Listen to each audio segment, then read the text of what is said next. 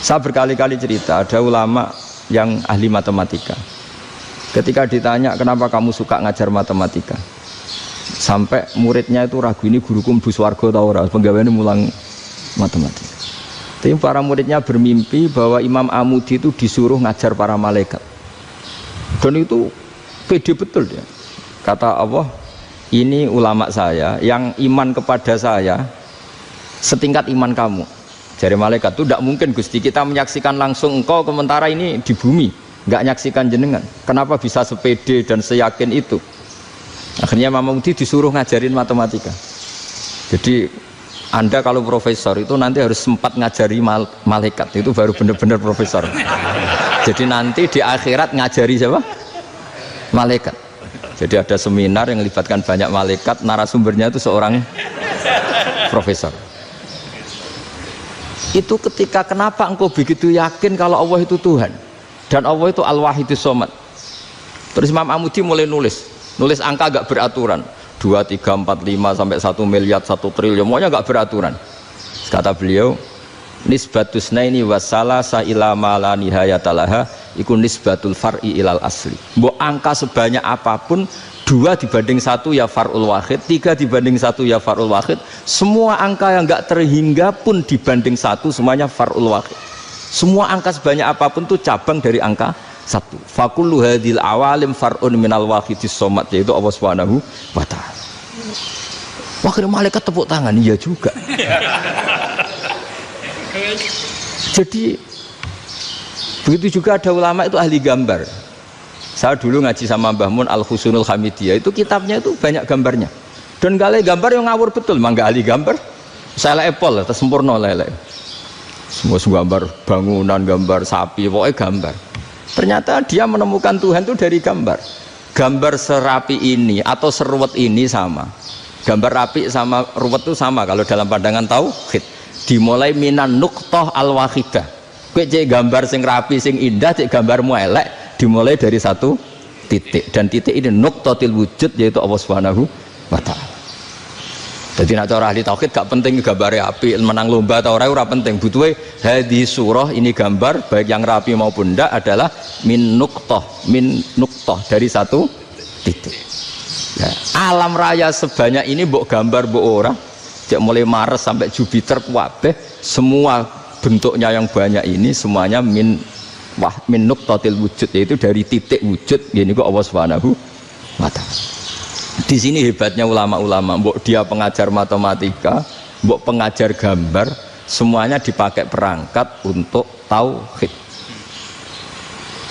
Nah, itu kan juga bagian dari Islam damai, Islam yang sangat tidak perlu perang untuk orang dipaksa Islam.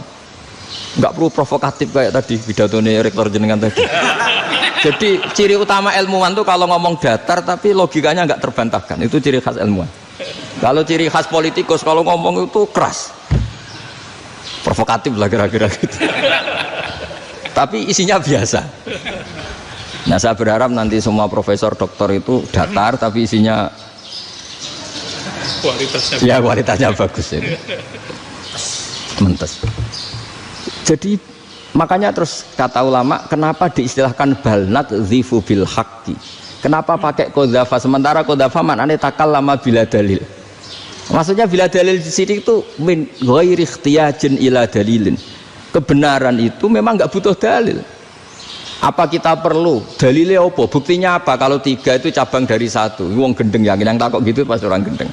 Wong 3 cabang dari 1 kok ditanyakan buktinya apa? Itu min awalil bidah. Pertama orang pasti tahu kalau 3 itu far'ul wahid, 1 juta juga far'ul wahid, 1 miliar juga far'ul.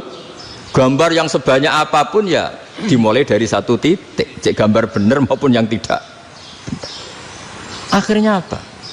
Ulama dulu itu sebegitu rileks nerangkan tauhid. Lalu kenapa asma ini yang ya ini kan khas NU ya, khas pesantren. Sebenarnya saya keberatan pakai istilah khas NU, pakai khas pesantren, karena NU itu anaknya pesantren, jangan dibalik pesantren anaknya NU, karena sebelum ada NU itu ada pesantren. Tapi kayaknya Unisma lebih suka pakai bahasa NU, dan saya ya agak-agak orderan yang terpaksa disuruh ngomong. Ini agak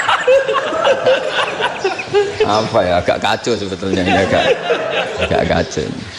Jadi NU itu sama pesantren itu tua pesantren.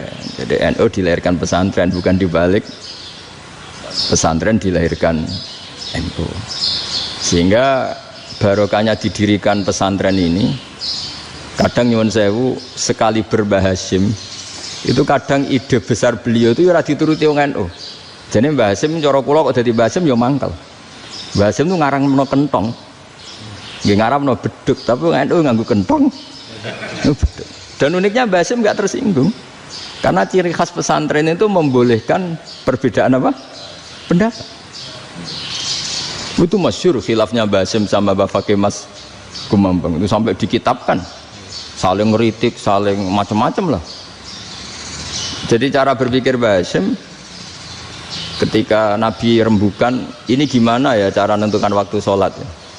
Ya pakai kentong ya Rasulullah, dzakalin nasara itu untuk orang Nasrani. Ya pakai buk itu trompet, dzakalil Yahud itu untuk orang Yahudi. Terus ada yang usul lagi pakai api ya Rasulullah, dzakalil Majusi itu orang Majusi. Setelah itu ada orang datang lari-lari cerita mimpi azan tadi. Ya itu terus dipakai sarana pemanggilan sholat ya azan itu. Sehingga Mbah Hasyim menolak kentong. Karena mantas sababi qaumin fahuwa minhum. Beliau keras sekali sampai bilang haram. Beliau judulnya ya haram, Al-Jasus Antakrimin Nakus. Setelah naskah itu sampai ke Mbah Fakih Mas Kumambang di Gresik situ, di daerah Dukun situ. Dulu nggak ada WA ya, jadi sampainya ya lama. Makanya saya sampai sekarang nggak punya WA, karena ya saya ulama kan, kalau WA-an terus ya jadi ulama. Nggak jadi ulama, main WA-an terus itu. Lah itu termasuk rektor gak kau bermikir itu mesti kebanyakan WA. Karena kan otaknya didikte oleh sesuatu yang masuk, sesuatu yang dilihat itu kan pasti mendikte kita. Beda kalau yang enggak WA-an kan mikir apa kita yang menentukan. Kalau WA-an kan kita ditentukan. Mau mikir anaknya butuh apa, gara-gara WA informasi Jakarta mikir Jakarta. Padahal secara kewajiban ngapain kamu orang Malang mikir Jakarta? Gara-gara WA mikir Jakarta belum selesai ada berita di Sulawesi, mikir Sulawesi. Habis itu mikir NTT. Makanya semua orang sekarang merasa tokoh nasional gara-gara informasi yang masuk itu nasional. Jadi Mas Yo RT yang mikir gimana Gus Indonesia kok. Padahal RT loh. Sampai lupa kalau dia itu RT. Jadi semua orang sekarang merasa tokoh nasional. Dan itu gara-gara apa coba? Akhirnya semua orang juga punya ide tentang nasional. Harusnya negara itu gini-gini. Jebule wonge sing duwe ikon itu sapa? RT. Ribet kan? Saya teruskan, setelah naskah itu sampai ke Kiai Fakih Mas Kumambang, beliau itu marah besar. Ini harus dilawan, dan saya bukan karena benci Mbah Hasyim. Beliau teman saya ketika ngaji Kiai Mahfud di Mekah. Jadi Mbah Fakih dan Kiai Hasyim itu teman ketika ngaji di Mekah. Secara ngelawan tuh lucu, gak ilmiah, tapi gak ilmiah wong alim tetap ilmiah. Di mana-mana serupa itu tidak sama. Ya kalau mungkin zaman Nabi di Medina itu, zaman itu kentong itu identik dengan milik Nasrani. Di Indonesia beda. Pos kampling ya kentong, kebakaran ya kentong, wae sarapan orang di LP ya pakai kentong. Jadi tidak ada jaminan kalau kentongan itu identik dengan Nasrani. Lalu haramnya di mana? Yang di mana-mana tasabuh itu identik. Ini tidak identik. Mulai masalah kan? Mulai masalah. Jadi beliau gaya judul Hazruus. Hazruus itu kepala bergeleng-geleng. Sekarangan kok ngene. Jadi sekarangan kok provokatif gitu.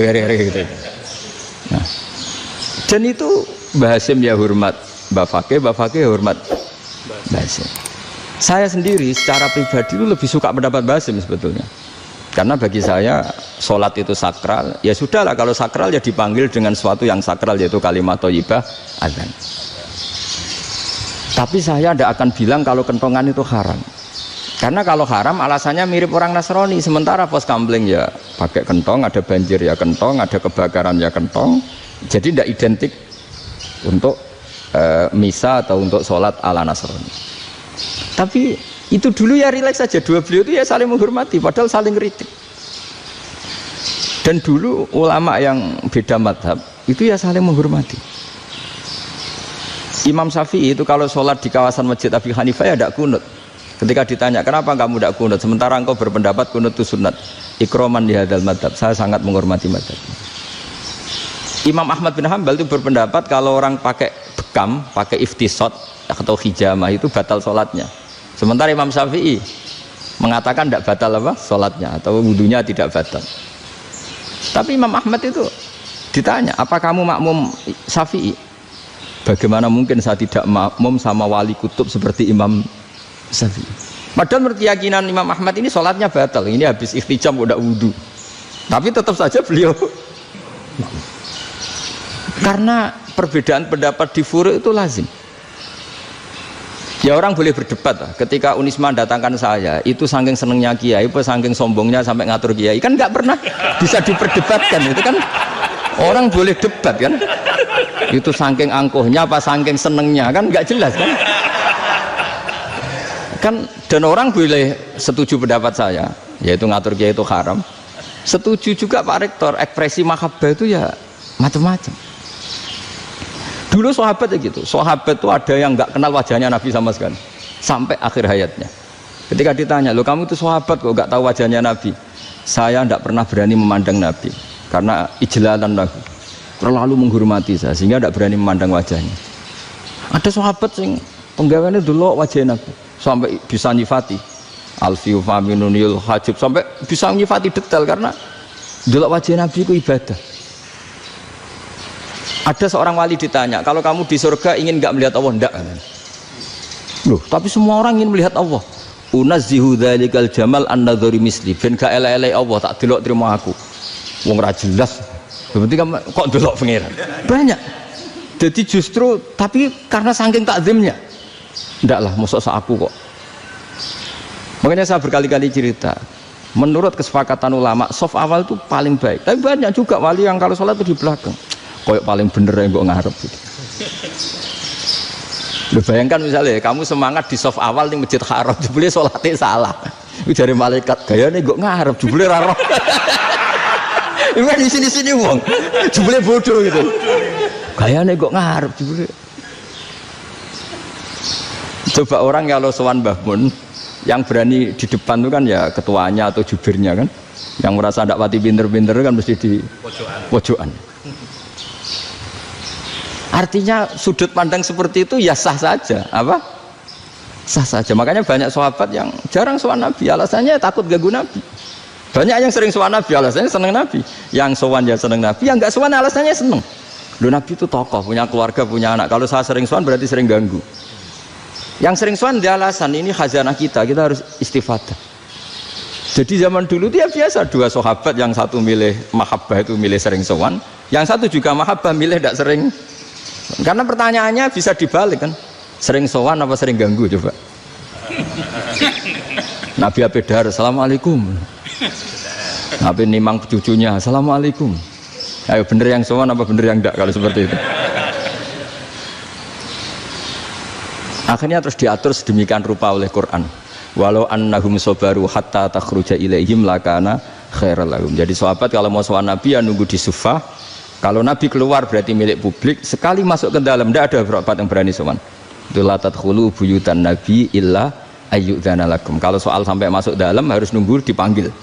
Karena sekali Nabi masuk dalam itu milik privat keluarga, milik istrinya, milik cucunya, milik keluarganya. Dan Nabi sekali keluar ke ruang itu berarti milik publik. Itu terus jalan tengah. Karena kalau langsung masuk, bayangkan saya itu sering menyaksikan. Mbah Mun habis ngaji 2,5 jam ngaji Jalalain, baru masuk, assalamualaikum. Padahal yai mungkin mau ke kamar mandi, mau ini itu. Jadi dulu itu Quran sangat modern. Sebelum ada dokter ngatur tamu, rektor ngatur tamu itu Islam sudah modern. Dia kan nggak fair kan? Misalnya saya ke Unisma harus janjian pakai ini, terus kalau misalnya kesini selonang-selonang kan lucu kan, mentang-mentang kiai terus juga sowan-sowanan selonang-selonang. Padahal kalau kita mau ke mereka pakai protokol, sering tidak fair dunia ini. Tapi karena aku kiai oleh gelo ya sudah. Akhirnya saya memutuskan gak gampang kemana-mana karena itu. Saya sering didatangi ajudannya menteri, Gus mau ada tamu dari Jakarta tanggal ini. Mesti saya dengan mereka milih tanggal yang mereka kosong. Kok tidak mikir apa siapa situ kosong? Tak jawab enggak lah, sebelum diatur bahasanya dan tawaduknya gitu. Akhirnya dibalik, datang lagi, Gus jam jenengan kosong apa kita menyesuaikan. Lah aku lagi di akhlak kata saya. Itu baru punya akhlak katanya. Bukan masalah ini, bukan masalah gengsi ya. Saya sendiri itu dolan ke alumni itu jarang, karena ya takut. Kiai kan yang nganggur, jam 9 nganggur, jam 10 nganggur. Bisa saja alumni itu kerja di pabrik, bisa saja yang latihan ekonomi di pasar. Sehingga kalau saya datang jam 9, iki kiai sing nilai santri ini, apa kiai sing ganggu santri. Nah karena orang ini melakukan rutin, gak kok berpikir, pokoknya ini jenenge silaturahim. Mau nyerah kok berpikir, padahal kalau diangen-angen, ini kiai yang nilai santri ini, apa kiai yang ganggu santri ini karena datang di jam kerja. Nah, bayangkan kalau kebenaran dulu itu dikawal oleh satu peradaban perang. Jadi Nabi sesuai diangen-angen Nabi. Perang Badar menang Nabi, perang Uhud menang wong kafir, perang ini gonta-ganti. Apapun itu yang penting satu kesimpulannya, cara Rasulullah kesimpulannya satu. Orang tidak kober mikir kebenaran secara mengendapkan pikiran dengan pikiran jernih. Maka hebatnya Nabi ketika perjanjian, pokoknya saya minta nggak ada perang. Dan orang yang boleh mendiskusikan Islam. Itu luar biasa idenya Nabi. Karena bawaan perang itu wong kan nggak kober mikir. Ibarat seorang misalnya senang satu perempuan, ketemu rivalnya langsung perang kan gak mikir. Tapi kalau kau bermikir, diangen-angen cawe wedok iku ora seneng aku. Untungnya apa untuk wong ayu ora seneng, malah mau loro hati. Terus sudahlah, buruan dialihkan kemana kan gitu. Itu nak mau amen WA nan tukaran lewat SMS atau tarung langsung ora kau bermikir. Tapi kalau kau bermikir, akhirnya berpikir nih. Perempuan tadi sebenarnya yang disenangi siapa? Oke, ternyata senang Pak Erik. Sudah kita ngalah. Karena tidak ada nikmatnya kan menikahi perempuan yang sama sekali tidak mencintai kita. Tapi kalau nak kau berpikir pokoknya diprovokasi, wah kue kalah mbak A, kue kalah mbak B, pikirannya kan ojo sampai kalah. Bareng wis menang ternyata ada lah. Nah bayangkan Islam itu seperti itu dulu, dipertarungkan. Luang Islam itu dinu aklin, agama yang diterima dengan akal sehat. Tapi sekarang ukurannya perang, yang menang berarti benar, yang menang benar, kan terus jadi repot. Itu Nabi tidak ingin, makanya Nabi ingin sudah lah, nggak ada perang. Nah makanya kata Imam Zuhri, fathul Islam terbaik adalah orang boleh diskusi tentang Islam dan tidak ada perang. Lagi-lagi penting, tidak perang itu penting, silmun itu penting, perdamaian itu. Setelah tidak ada perang, akhirnya fatafawadu fil hadis wal munazah, orang boleh diskusi apa saja, termasuk boleh adu polemik. Konsep satu Tuhan dan Tuhan banyak diperdebatkan. Akhirnya Nabi secara rileks bisa menjelaskan. Muhammad, urusan kita banyak. Kalau Tuhannya satu tidak cukup, Tuhan harus banyak untuk menyelesaikan berbagai urusan. Ada Tuhan bagi rektorat, bagi macam-macam kan. Ada Tuhan untuk ngurusi utang, ngurusi BPKB, macam-macam. Terus kata Rasulullah, enak saja Nabi jawabnya. Ya kalau kamu punya majikan banyak, perintahnya beda-beda, kamu mangkel enggak, bingung enggak? Ya susah, Mat. Kalau majikannya banyak, perintahnya beda-beda, kita jadi repot. Senang mana? Senang majikan satu. Ya sudah, Tuhanmu itu majikan kamu. Kalau Tuhannya banyak, perintahnya macam-macam, kamu yang repot. Akhirnya sudah, Mat, Tuhannya satu aja. Nah, itu ya barokahnya diskusi tadi, barokahnya enggak perang. Daraballahu mathalan rajulan fihi syuraka'u mutasyakisuna wa rajulan salamal lirajul hal yastawiyani masalah. Terus alhamdulillah. Jadi orang yang paling kafir pun saat itu taslim. Nah, ini kembali ke kalimat la ilaha illallah. Saya tidak perlu provokatif, pasti teori saya itu benar. Bukan saya bilang benar itu karena sombong, enggak. Ini sesuai teks. Misalnya begini, benar enggak kelompok takfiri yang suka ngafirkan orang lain? Itu pasti tidak benar. Logikanya gampang. Orang yang kafir 70 tahun saja dengan melafadzkan la ilaha illallah menjadi muslim. Masa dengan kalimat yang sama yang muslim menjadi kafir? Itu logikanya kan enggak ketemu. Orang kafir 70 tahun untuk menjadi muslim disuruh baca apa? La ilaha illallah. Tapi gara-gara baca la ilaha illallah nyekel patok jadi kafir. Pertanyaannya, loh ini kalimat apa? Kalimat untuk mengkafirkan apa kalimat untuk mengislamkan? Karena yang kafir dengan kalimat itu menjadi Islam, ternyata yang Islam dengan kalimat itu menjadi kafir. Itu ketemu enggak cara logika itu kan enggak ketemu kan? Makanya cara pikirannya Abdul Hasan As-Sadzili, dan saya setuju pikiran itu istighfar ini boleh orang Jawa Timur protes karena kadang beda manhaj, tapi jangan protes saya, protes Abdul Hasan As-Sadili kualat mesti sampean. Ketua Torekoh napa? Sadiliyah. Cara madzhab Sadili dan Anda boleh berbeda madzhab, mencari khasnya wong kampus wani beda. Beda kapasitas lah pokoknya butuhnya beda. Dan ketok pinter, ketok kritis tuh. Cara madzhab Abdul Hasan As-Sadili itu gini Pak Rektor. Jadi istighfar itu baik. Tapi ba'da kamali tauhid, setelah tauhidnya itu benar. Alasan beliau masuk akal. Ketika ada ayat fa'alam annahu la ilaha illallah wastaghfir li dzambik. Bihadil kalimah. Jadi orang boleh istighfar setelah tauhidnya benar. Alasannya Abdul Hasan As-Sadili begini. Qul lil ladzina kafaru iyantahu yughfar lahum ma qad salaf. Katakan kepada mereka yang kafir, sekali mereka tidak kafir, maka otomatis dosanya masa lalu diampuni. Pertanyaannya, yang bisa menghentikan kekafiran itu kalimat apa? La ilaha illallah. Dengan hanya melafadzkan la ilaha illallah Muhammadur Rasulullah langsung yughfar lahum ma qad salaf, langsung dosanya diampuni. Berarti yang menjadi pengampun dosa lah, penyebab pengampunan itu apa? La ilaha illallah. Itu bahkan orang kafir belum istighfar. Di ayat itu kan Allah gak mensyaratkan setelah la ilaha illallah istighfar baru diampuni, enggak. Asal la ilaha illallah langsung yughfar lahum ma qad salaf. Saya ulang lagi ya, jelas ya. Jadi kulil ladzina kafaru iyantahu yughfar lahum ma qad. Nah, sekarang iyantahu, mereka berhenti dari kafirnya. Syaratnya pakai apa? La ilaha illallah Muhammadur, itu langsung yughfar lahum ma qad. Artinya apa? Ghufranullah itu bisa didapat hanya dengan mujarrodut tauhid, yaitu hanya dengan melafadzkan kalimah thayyibah. Dan sahnya istighfar juga berdasar kalimah thayyibah itu. Misalnya gini, orang kafir sebelum Islam melafadzkan astaghfirullah, astaghfirullah, astaghfirullah, kira-kira diterima enggak? Enggak kan? Karena syaratnya istighfar ba'dat tauhid. Nah, makanya dalam madzhab Sadili istighfar itu setelah la ilaha illallah. Karena cara pandang ya seperti itu. Jadi fa'alam annahu la ilaha illallah wastaghfir li dzambi. Jadi dengan kebenaran tauhid saja ini sudah cukup kita insya Allah layak diampun. Karena innallaha la yaghfiru ayyusyraka bihi wa yaghfiru ma duna dzalika liman yasha. Jadi orang yang tauhidnya benar itu bisa diampuni Allah asal tauhidnya benar.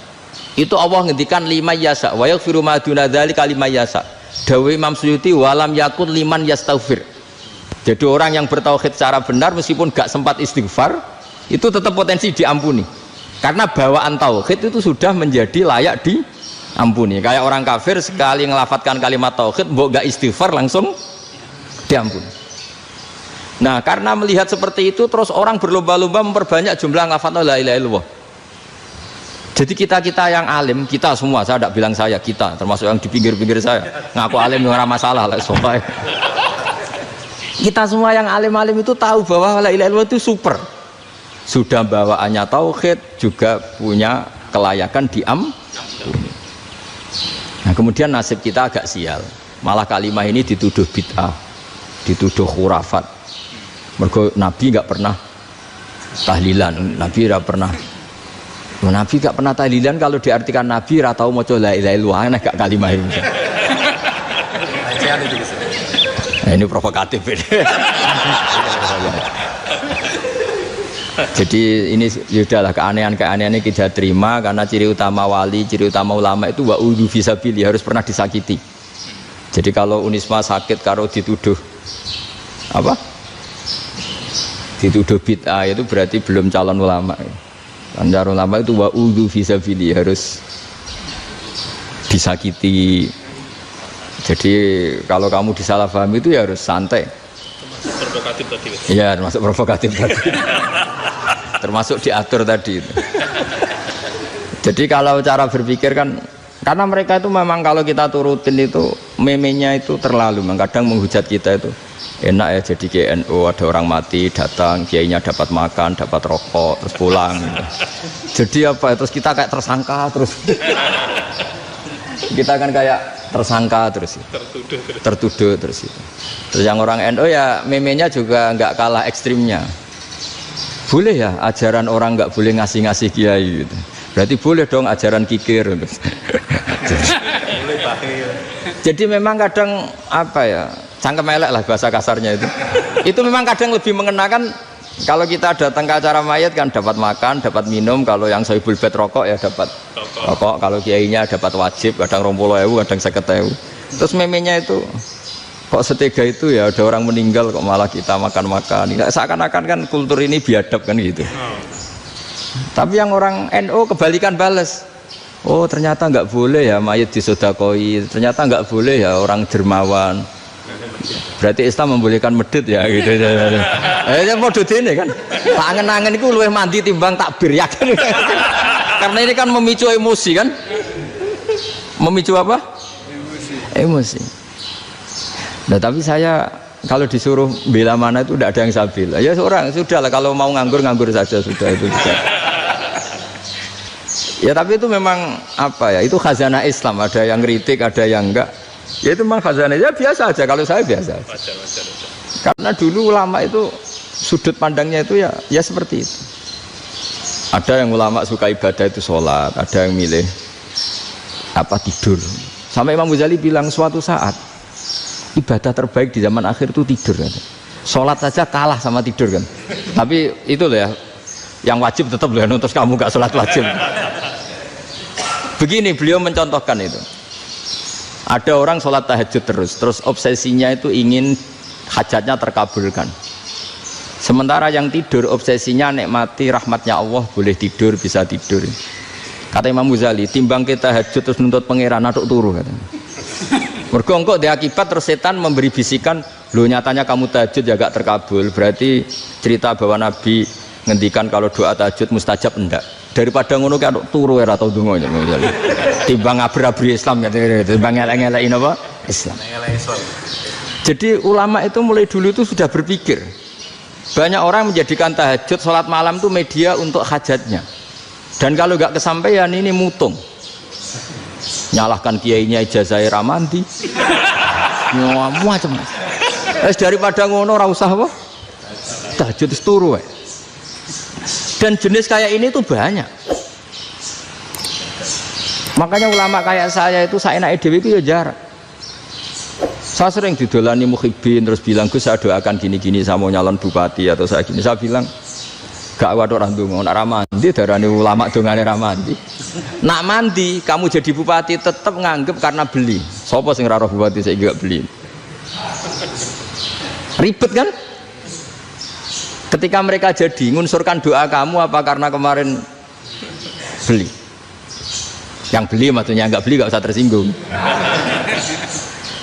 Jadi ribet ngadepin. Nggak artinya gini loh, boyo doa itu jangan dipakai begitu loh.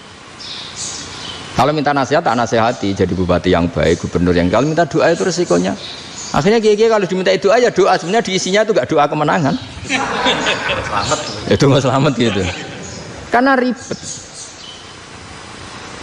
Makanya Islam itu doa itu setelah iman. Aturan iman benar baru doa.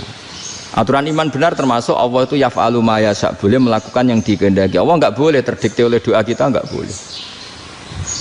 Ya saya ulang lagi ya, mazhab Hasan Asyadzili ini khas kita. Jadi la ilaha illallah itu didahulukan sebelum istighfar. Tapi kebalikannya mazhab Imam Sanusi itu dibalik. La ilaha illallah itu kalimat yang sakral. Karena yang sakral dibutuhkan muqaddimah, yaitu yang melafadzkan harus yang sudah bersih, yang sudah steril baru melafadzkan la ilaha illallah. Maka dalam mazhab Sanusiyah istighfar dulu baru la ilaha illallah. Nah dalam mazhab Abul Hasan Asyadzili kebalikan, istighfar itu sah setelah sahnya tauhid. Kamu ikut mana dulu? Asyadzili apa Sanusiyah? Alhamdulillah sama-sama tidak paham ya sudah. Akhirnya sudah, ya nggak kemana-mana kan gitu. Jadi apa ya? Terus ini saya teruskan ini biar khas pesantren atau khas NU lah, kalau bahasa Pak Rektor khas NU. Ini Ben sampean tahu beberapa perbedaan itu lazim, halaman 24. Ya halaman 24 sama 25. Tak baca ini masih orisinil. An Sufyan bin Uyainah ini juga gurunya Imam Syafi'i. Kata Sufyan bin Uyainah, beliau cerita, kana Isa wa Yahya alaihi masalam ya'tiyanil qaryah. Fayas'alu Isa an syirari ahliha. Wa yas'alu Yahya an khiyari ahliha. Jadi Nabi Isa dan Nabi Yahya itu satu generasi, sama-sama masih muda. Kalau di satu kampung yang Nabi Yahya tanya, ini keluarga terbaik siapa? Saya mau nginap di situ karena kumpul orang baik itu nyaman. Kalau Nabi Isa kebalikan, keluarga terburuk mana ya? Saya tak di situ. Nah terus akhirnya faqala lahu Yahya, lima tanzilu ala syirarin nas. Kenapa kalau kamu bermalam kok malah kumpul orang-orang yang nakal? Innama ana tabibun udawil mardo. Saya ini nabi ibarat dokter. Di mana-mana dokter yang ngumpuli yang sakit, ngobati yang sakit. Makanya di NU itu ya banyak Kiai Jazab mengumpuli yang nakal-nakal. Nak tepak yang ngentas yang nakal, nak ra tepak ya katut. Ini adu nyali lah sudah gitu. Tapi itu ada ilmunya, yaitu niru Nabi siapa? Isa. Kalau kamu dokter penelitian tuh cari daerah yang banyak pandemi apa yang bersih? Yang banyak pandemi, karena yang namanya penelitian ya di situ kan. Kalau kamu dakwah ngentas kemiskinan, ke daerah miskin apa daerah kaya? Nah sama, kalau ngentas kefasikan, ke daerah fasik apa daerah orang soleh? Fasik. Ya, tapi itu Nabi Isa. Nah kalau kamu tidak Nabi kan potensinya kan ngadut itu. Tapi setidaknya bahwa kita sering disalahkan karena punya beberapa tokoh yang ngancani fasik-fasik, itu sebenarnya ada dalilnya, yaitu Nabi siapa? Isa. Nah terus masalah tegas dan lunak. Ketika ada mahasiswa misalnya pacaran, boncengan lanang dan perempuan, itu pilihan kita apa? Kalau tegas, terus gak mau mendengar kita. Misalnya gini contoh gampang, tak beri contoh Pak D. Jangan orang tua, nanti secara fikih itu beda. Nah ini kan kita orang pesantren, biasa ngaji fikih detail. Kamu Pak D seorang perempuan, mahasiswi misalnya, sering pacaran. Setiap ke situ sama pacarnya kamu diam saja, padahal kamu dosen keislaman. Mesti pamanaan kamu nyimpulkan ternyata pacaran itu tidak apa-apa. Buktinya Pak D itu tidak negur, menengahi. Ini berarti as-sukut alal mungkar. Tapi kebalikannya, Pak D ini terkenal keras. Nak rono mesti radaku ponaan. Akhirnya yura rono, mesti ngerti nak mesti diamuk. Nah dua orang ini sama-sama gagal kan? Yang lunak menjadikan ponakannya pacaran terus karena enggak negur sehingga dikira membolehkan. Sing keras juga enggak sempat bina wong rono era wani. Akhirnya dua orang ini sama-sama enggak ketemu, sama-sama enggak berkesempatan membina kan? Gagal membina kan? Karena yang keras ponakannya enggak pernah situ, berarti enggak bisa bina kan? Yang lunak membiarkan berarti juga ada bina. Nah, Islam itu antara dua itu. Ya agak terlalu lunak, nggak terlalu keras. Karena kalau terlalu keras, misalnya ada kiai terlalu keras, lu masyarakat mau tanya itu gimana? Lari kan? Lu saya ini punya pengalaman pribadi. Saya ini kan kecelok orang alim. Itu kalau pernah ya saya itu berusaha ya pokoknya ya umumnya orang alim lah, tenang terus anteng, nggak gejlok-gejlokan. Itu nggak ada yang tanya. Saya mimpi ketemu beberapa ulama itu disalahkan. Terus umat saya kalau mau tanya itu ke siapa? Wong alim wis wibawa, meneng tambah banget wibawanya.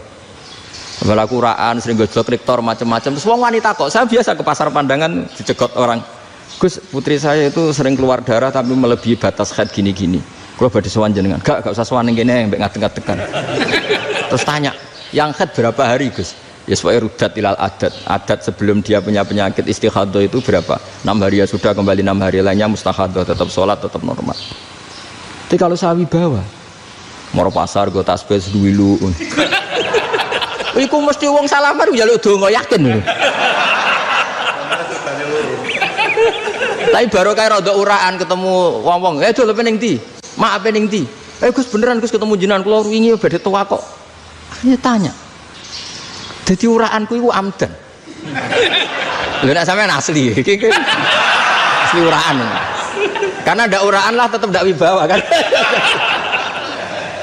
Jadi baru kayak uraan itu ya banyak.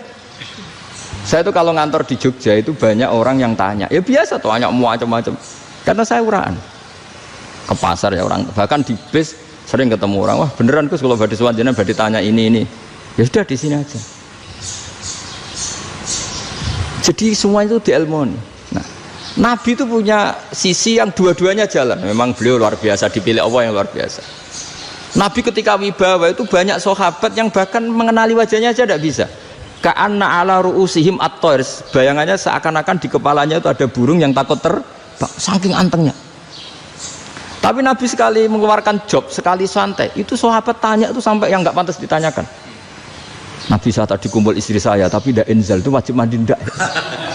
Aro'aita law anna ahadana ya'ti imro'atahu walam yunzil. Itu ya ditanyakan. Nabi pun kumpul itu betul sakit inzal sepundi. Guys betul lagi. Terus ya ada yang tanya macam-macam. Ya saking ada sahabat dipanggil Nabi tambah lari, dipanggil lagi tambah lari. Panjenengan nyeluk, oh pas kula kumpul bojo kula. Lah kula kuwatir jenengan orang suci, saya belum mandi, makanya saya lari. Terus Nabi ngendikan innamal mukmin thahir, ya nak masalah ketemu kiai ra apa-apa ijek junub. Sementing kok nak salat ya dusik. Tapi Nabi sekali pakai mazahirul jalal, tapi pakai wibawanya, itu orang enggak berani ngomong. Tapi sekali Nabi rileks, itu orang bisa tanya apa saja, termasuk halal yang enggak pantas. Lalu ada sahabat itu tanya lucu, tanya Maimunah. Maimunah itu ya cantik tapi sudah agak tua lah. Maimunah, ya umal mukminin, hukumnya ngambung bojo pas Ramadan piye? Wah gak roh aku, gak tahu diambung kan Nabi pas Ramadan. Tanya Saudah, wah malah ngarah diambung. Kalau Saudah itu kan wis tuwa itu. Lucunya istrinya jawab, tanya Aisyah yang mungkin Nabi. Iya, yang mungkin tanya Aisyah. Itu yang usul ya istrinya Nabi Maimunah. Selalu Aisyah. Tanya Mbak Aisyah. Ya Amirul ya umal mukminin gini-gini. Aisyah yang cantik masih perawan kan. Qabbalani Rasulullah bahwa oh Nabi biasa ngambung-ngambung pas Ramadan dan beliau tetap puasa. Akhirnya fakih ngarang kan wa takbil fi Ramadan wa tublah la tubtilu shauma ngambung ora. Iku ya udah biasa di sini. Ya nasi bojone ayu. Nah ini artinya seasik itu. Jadi garwane Nabi sing ngrasa rodok tuwa. Wah, aku ora tahu. Kok Aisyah. Serilek itu dulu itu. Maksudnya orang-orang Islam pertentangan itu. Maksudnya dia balik semua ini bedanya orang pesantren sama orang kampus. Kalau orang kampus mau cerita agama itu rahmatan lil alamin, tapi nyontokno rileke ora iso. Agama itu rilek, tapi nyontokno rileke ora iso. Mergo ya rapati ngaji. Contohnya ora iso, tapi mau gawe kaidah mau Islam itu rahmatan. Jadi Nabi itu lah, Allah juga gitu. Allah itu kalau sudah memperlihatkan madzahirul jalal, itu mbok malaikat Jibril rawani. Ketika Allah dengan madzahirul jalal. Tapi kalau Allah dengan madzahirul jamal, madzahirul apa? Jamal. Iku yo gojok-gojok kan ambek makhluke gojok. Yo buli-bulian cara sakniki. Ya sampean delok ning hadis syafaat itu, akhiru man dakhalal jannah atau akhiru man kharaja minan nar, itu di beberapa judul. Ada seorang rojul yang ahli neraka ya, dintas mbek pangeran, terus ditudono swarga. Gusti, swarga, ngiler tok ora wong wayu, roh wis ngiler tok. Ngerjaluk Gusti mosok roh tok ora oleh mlebu. Jarimu asal mlebu metu kon neraka ora jaluk-jaluk meneh. Sumpah lho ya, gak jaluk apa-apa meneh. Mboten Gusti. Sekali saya keluar dari neraka ndak akan minta apa-apa lagi. Wis. Wallahi, wallahi, la as'alu ghairah. Mesti ghairah khoslah, ghairah tilkal khoslah. Ya niku selain keluar dari neraka saya tidak akan minta lagi. Didono swarga wong do kelon seru ribet kan. Sing bojone elek kan dendam dadi ini swarga iku. Swarga wis macam-macam. Gusti mosok roh tok ora oleh mlebu. Jarine ra janji ra njaluk meneh. Akhire ya wis didelokno neraka. Jadi pangeran jawabe gampang, didelokno neraka. Roh neraka begitu menyakitkan, begitu ngeri. Sudah Gusti saya tidak minta surga, sementing nggak masuk neraka. Rabbana srif anna adzaba jahannam. Setelah lama itu diadepno swarga njuk mlebu swarga, terus diadepno neraka. Akhirnya ya sudah. Saiki mlebu swarga gak apa-apa. Iku jawabe lucu. Atas tazi jenengan ngenyek kula. Engkarwan ra di swarga kok mlebu swarga. Terus akhirnya mlebu swarga, kan mlebu swarga tamanna, sangen-angen sing mbok jaluk apa? Orang angan-angan yang indah-indah, laka wa asratu amsal ya siku tak turuti wa asratu amsalih lan lipatan ke-10. Jawab wong lanang ya lucu. Atas tazi ubi wa anta rabbul alamin. Jenengan pangeran kok ngenyekan. Maksudnya wis karuan aku ora pantes. Terus dari pangeran, la astazi ubika walakinni ala ma asya'u qadir. Aku gak ngenyek kowe, pancen aku pangeran. Nuruti kowe iku iso. Jadi Allah sendiri ketika dengan madzahirul jamal itu malaikat ya ono sing wani bantah. Masyhur itu kan malaikat sing bantah pangeran atas alufia mayufsidu fiha wasfikut. Karena Allah dengan madzahirul jamal. Sing paling masyhur Nabi Musa. Nabi Musa itu ketika Nabi Mi'raj. Nabi Mi'raj itu beliau kira-kira di langit keempat lah yang masyhur atau kelima. Ngelangkai. Nabi Musa nangis, ya Rabbi ini apa-apaan? Orang sing ja'a ba'di kemudian melangkai makom saya ini apa-apaan? Jadi Nabi Muhammad kan apapun hebatnya kan junior. Kok melangkai makom saya ini apa-apaan? Enggak fair. Sampai Nabi Muhammad itu tanya gini sama Jibril. Reaksi Allah gimana ketika melihat Musa seperti itu? Jawab malaikat Jibril lucu. Ya roh khiddatahu. Allah sapal gayane Musa. Biar. Jadi lucu. Ya dibiarin aja sama Allah.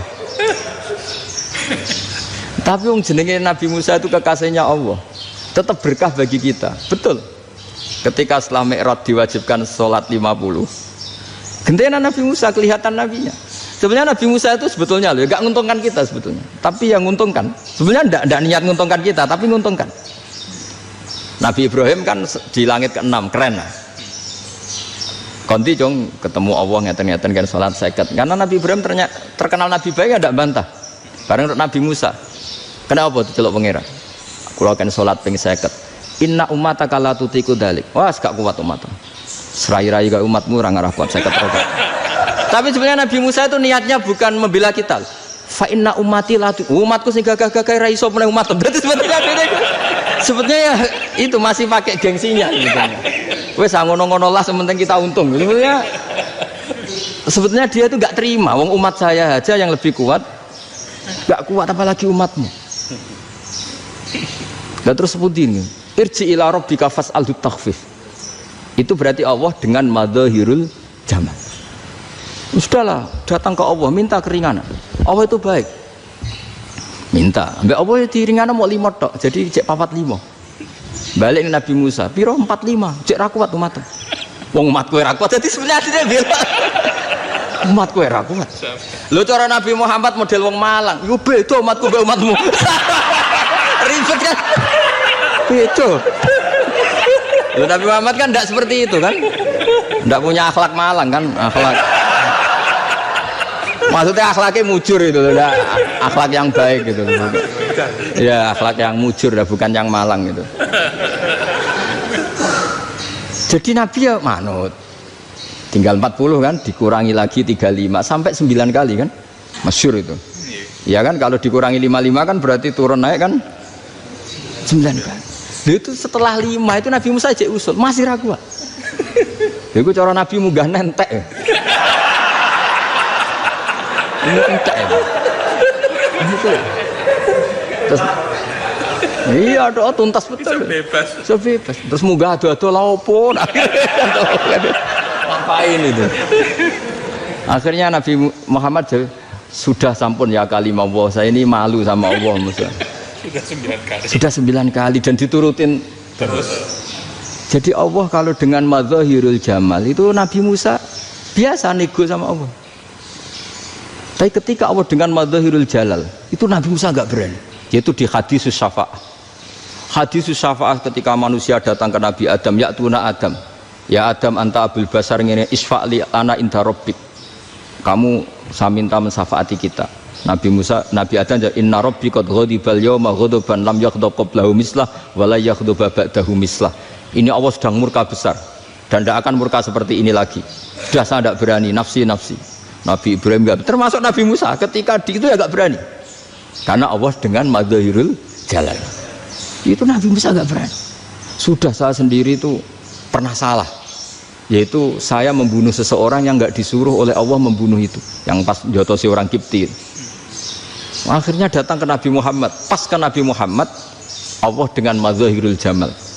Dengan madzahirul jamal sampai Kanjeng Nabi ngendikan analah saya akan memintakan syafaat kalian. Terus fa ahmadu rabbi bima hamida allamaniha rabbi. Saya muji Allah dengan pujian-pujian yang orang lain tidak tahu, hanya saya yang diajari, kata Rasulullah. Ya di sini menurut banyak ulama termasuk kitab yang saya baca, kenapa Muhammad sebagian namanya Ahmadu. Itu dari af'al tafdil fa Muhammadun ahmadu min ghairihi. Muhammad Rasulullah itu kalau muji Allah di atas cara mujinya nabi yang lain. Jadi Ahmadu bukan dari fi'il mudhari' lil mutakallim tapi dari af'al apa? Tafdil. Fa Muhammadun ahmadu min ghairihi.